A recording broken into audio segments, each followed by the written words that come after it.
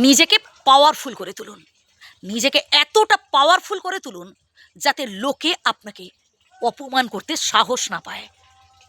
ভাই সবাই আপনাকে স্যালুট করবে, সবাই আপনাকে সম্মান করবে আপনি যখন সম্মানযোগ্য কোনো কাজ করবেন। ভাই লোকে তো প্রশংসা করবে তখনই যখন আপনি প্রশংসার যোগ্য কোনো কাজ করবেন। যে মানুষটা বিপদে পড়েছে ছুটে যান তার কাছে, যে মানুষটা অসহায় ভাই আপনার সামর্থ্য অনুযায়ী কিছু করার চেষ্টা করুন তার জন্য। আজ আপনি টাকা পয়সা বাড়ি গাড়ি বিষয় আশয় এইসব নিয়ে আত্মীয় স্বজন পাড়া প্রতিবেশীদের সাথে ঝগড়াঝাটি করছেন। ভাই কী লাভ হচ্ছে বলুন তো? আমরা কি সাথে করে কিছু নিয়ে এসেছি, নাকি সাথে করে কিছু নিয়ে যাব?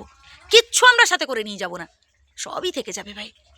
আমাদের কর্মটাই হচ্ছে আমাদের আসল পরিচয়। তাই কর্ম করে যান এবং সৎভাবে আমাদের বেঁচে থাকতে হবে। জীবনে কঠিন পরিস্থিতি বারবার আসবে, বারবার আসবে। আর একটা কথা কি জানেন তো, আপনি যত বেশি সৎ মানুষ হবেন বিধাতা আপনার বারবার পরীক্ষা নেবেন। আপনার জীবনে না তত বেশি দুঃখ কষ্ট থাকবে, এবং এতে ভয় পাওয়ার কিছু নেই। হাসি মুখে দুঃখ কষ্টগুলো গ্রহণ করুন। বিধাতা বারবার আপনার পরীক্ষা নেবেন, আর এই পরীক্ষায় যত বেশি আপনি পাশ করতে পারবেন তত বেশি ভাই আপনার ভবিষ্যৎ উজ্জ্বল হবে।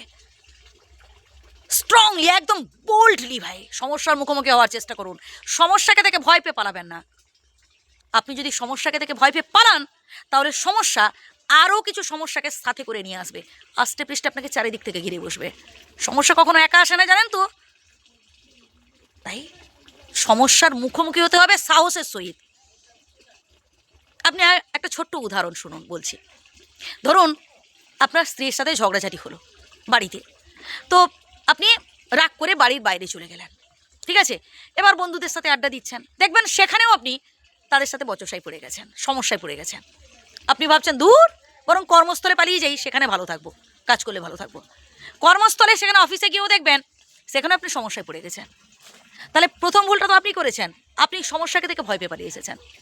ভাই ঝগড়াঝাটি হবে, একটা সংসারে থাকতে গেলে ভাই হাতের 5টা আঙুল তো সমান নয়, সবাইকে সাথে নিয়ে চলতে হবে।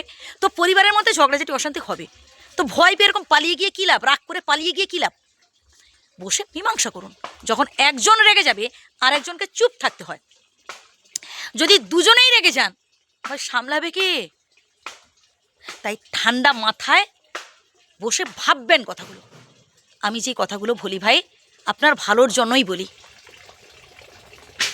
সমস্যা আসবেই জীবনে, দুঃখ কষ্ট থাকবে, এগুলো অ্যাকসেপ্ট করে সামনের দিকে আপনাকে এগিয়ে যেতে হবে। তবেই দেখবেন আপনি জীবনটা উপভোগ করতে পারছেন। ভালো থাকবেন, সুস্থ থাকবেন, আর শুনতে থাকুন মোটিভেশন।